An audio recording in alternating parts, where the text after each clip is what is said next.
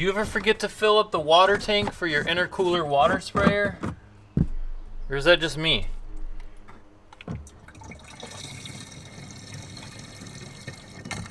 Drink.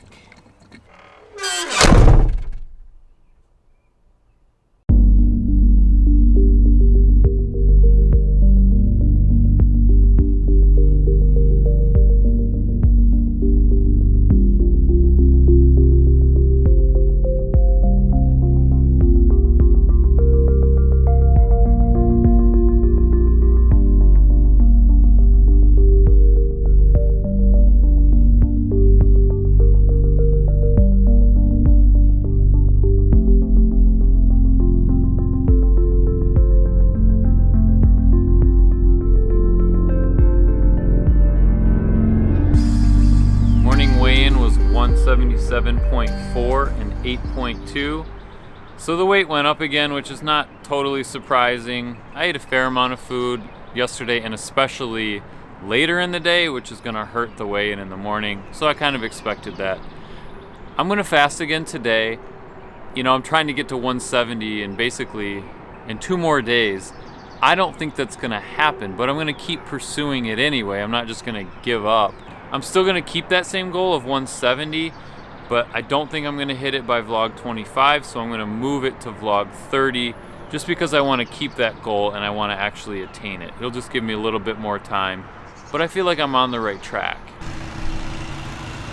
All audio and video devices are now recording. Take 1. Take 1. All right.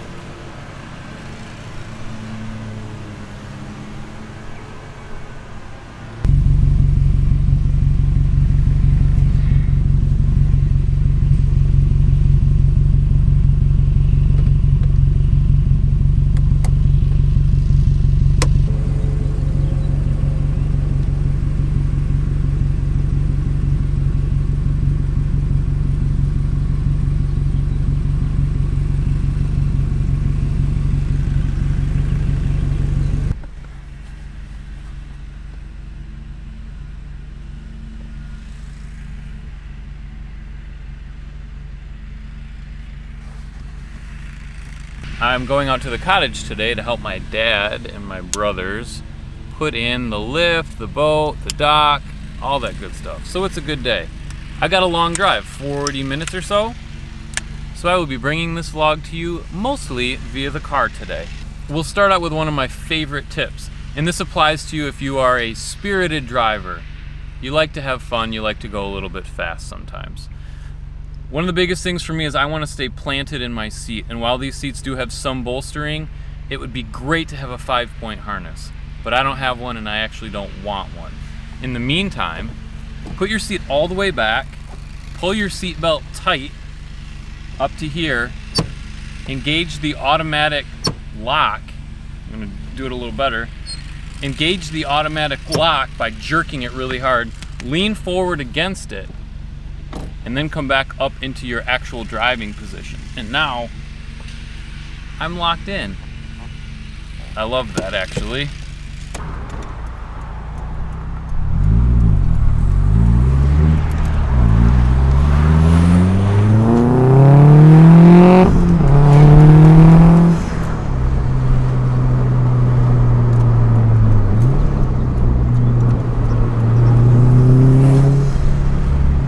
Spirited driving? Greg, that sounds dangerous. I would guarantee you that a good spirited driver is a better driver than any distracted driver any day of the week.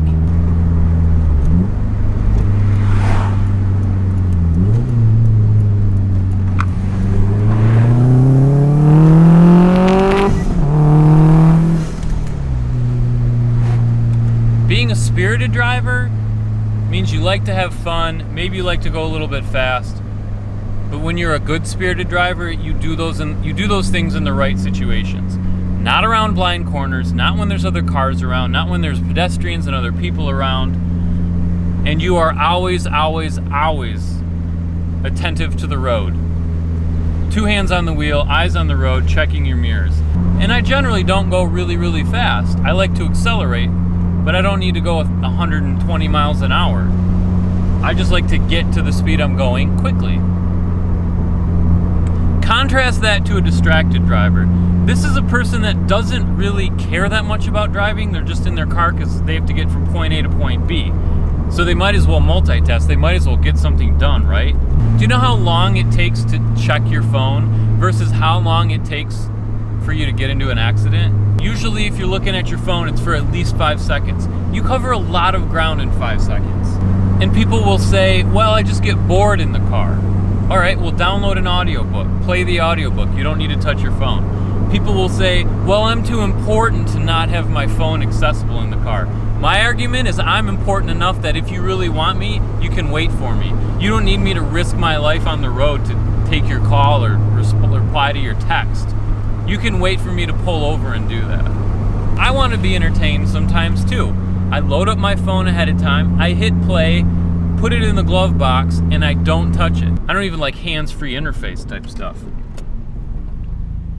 Because what happens, it doesn't work perfectly every time. And what happens when it doesn't work perfectly?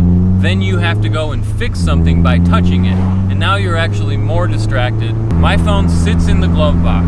It is playing music right now. All I have to do is turn the stereo on to auxiliary and I'll hear that music. Or I can choose the radio or anything else. I implore you, please, please, please, try to drive without your phone. These cars that we drive every day are capable killers. Put the phone away. Just try it. See what it feels like to not be distracted by your phone. Have some quality quiet time. Or load up an audiobook ahead of time and just let it run. I know, it's a bit of a tangent. Car accidents and fatalities are preventable. Why don't we prevent them then? Like, is it so important that we be connected to our phones at all times?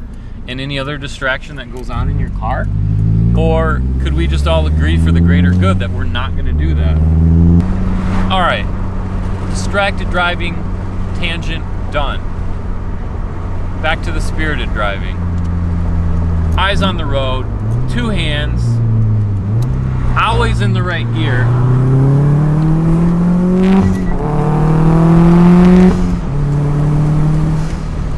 I've been rear-ended a few times. So in my car's a manual. When I come up to a stop sign, I'm always downshifting so that I'm in a usable gear. So that if somebody is about to rear-end me, I can at least try to make an escape. I know that in a lot of scenarios there is nothing you can do, but I want to be prepared and at least try. I absolutely do not view stopped situations as safe situations, because that's when I'm stopped and the people behind me might be going 40 miles an hour. That's a big collision. There's a lot of fun parts to this drive, and this hill is one of them. It's a quick up and down, and if you do it just right, you can lose your stomach a little bit.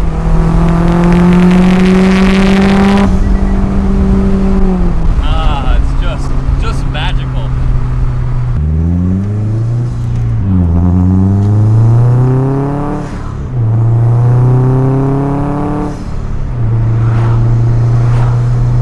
So we absolutely love the cottage.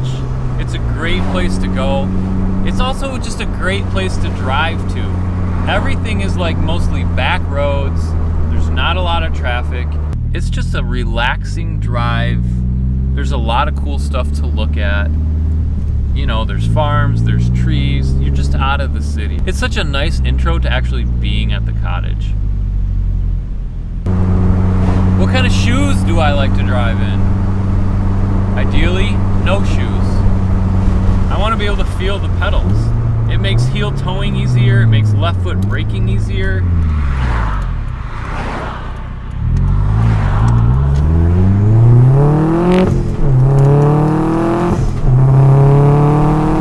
You know, I'm kind of a barefoot kind of person. As soon as warm weather comes, I'm barefoot all the time. I like to be able to feel the ground. I like to be able to feel what I'm walking on. And same goes for my pedals. Left foot braking does 2 things. One, it helps your car not to understeer quite so much. And 2, you you can be on the gas and the brake at the same time to spool the turbo, so when you're, as soon as you get out of the corner, turbo, no lag. It's just a rally trick I picked up from watching like 1,000 hours of rally videos on YouTube. So heel toe is something you do with your right foot, and the object is to be able to slow down and downshift at the same time. And to do that, you need to use all 3 pedals. All right, here's what heel toe looks like. I've got a right hand 90 coming up that I'll need to be in 2nd gear for. I'm in 6th right now. So my right foot does a lot of the work. 5th, 4th, 3rd, 2nd. There's the corner. I'm on the gas and gone.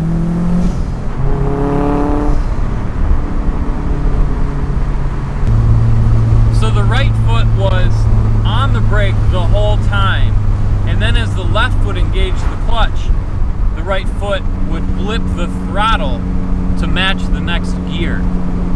And it's called heel toe because for people with smaller feet than me, they actually will get their toe on the brake and their heel onto the gas. But for me, because I have bigger feet, it's more of a toe side of foot kind of action.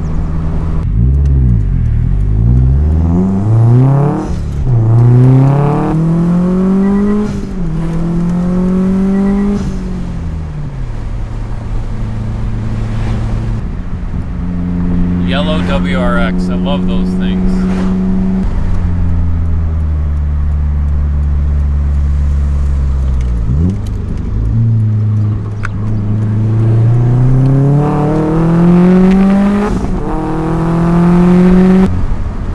Downshift because I have a passing lane and I will take it.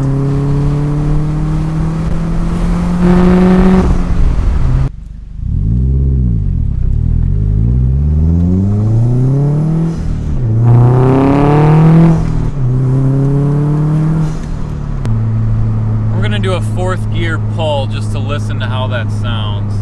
So I'm going to slow down so the tach is at 2,500 RPM and gun it. 3,000, 3,500, there's some turbo, 4,000,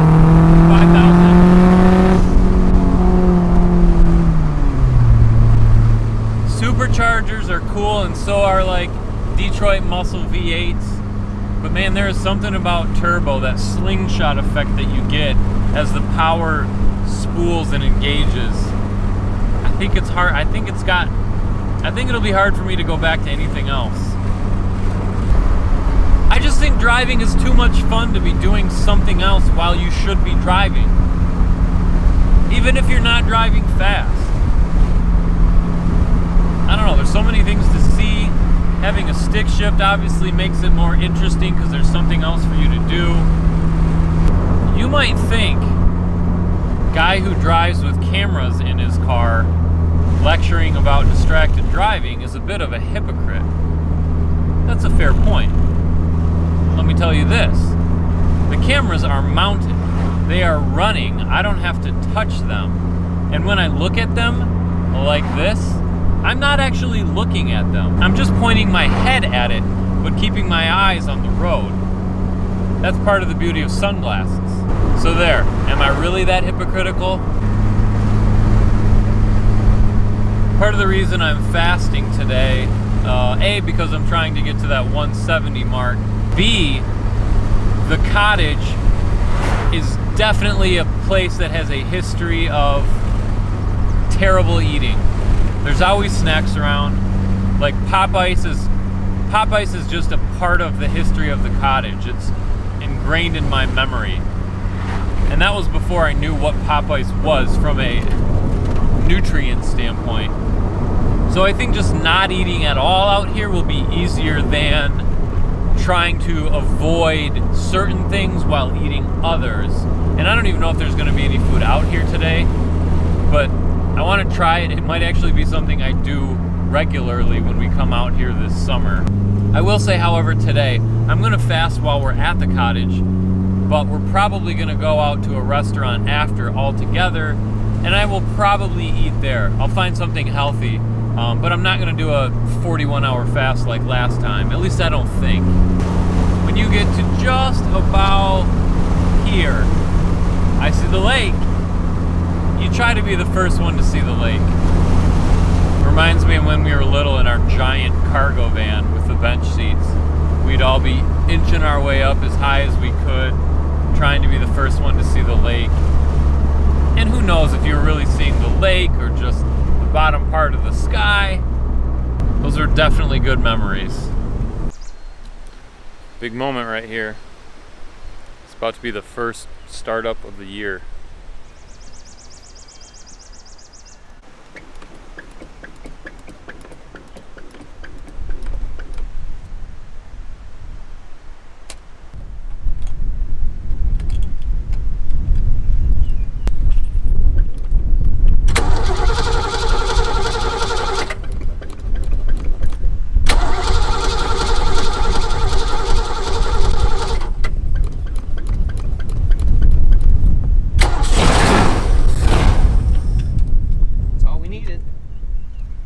Cannot beat that.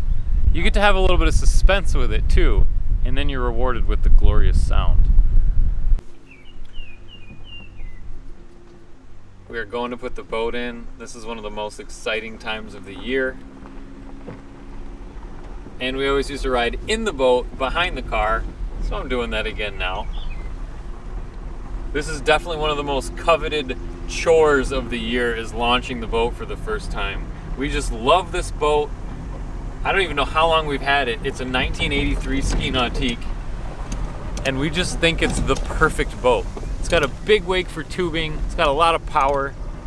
Smallish wake for skiing. Oh, it's just awesome.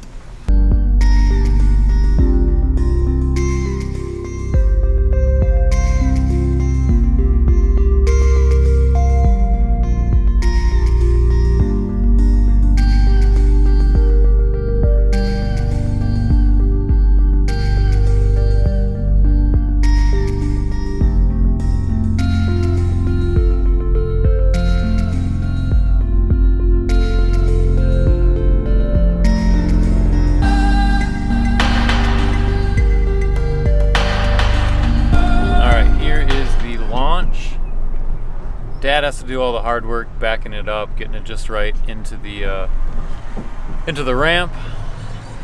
I just try to start the thing up once I'm on the ramp, which is not always easy either. Gotta love carburetors.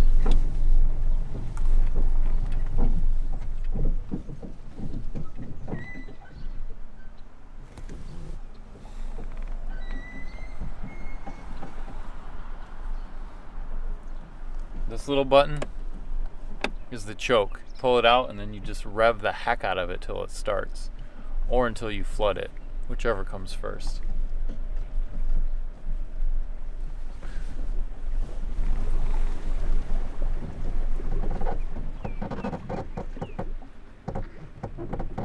We are in position for launch.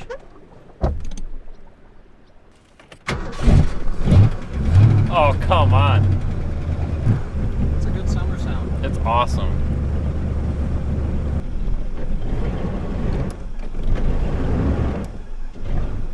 Good boat.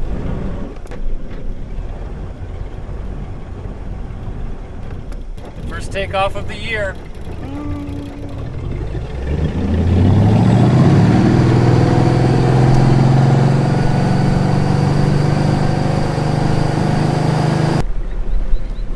Cottage, sweet cottage.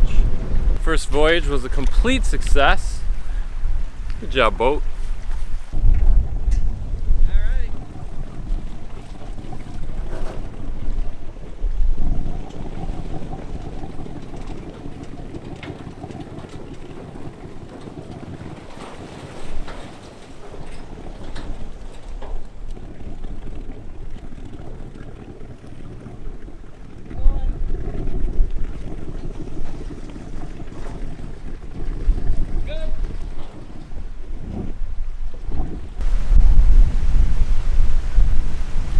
It's windy.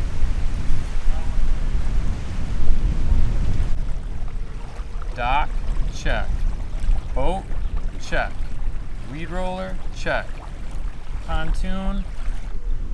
Who cares about the pontoon? Whenever possible, park your Subaru next to a Subaru. Or better yet, 2 Subarus. That's my brother Dave's car.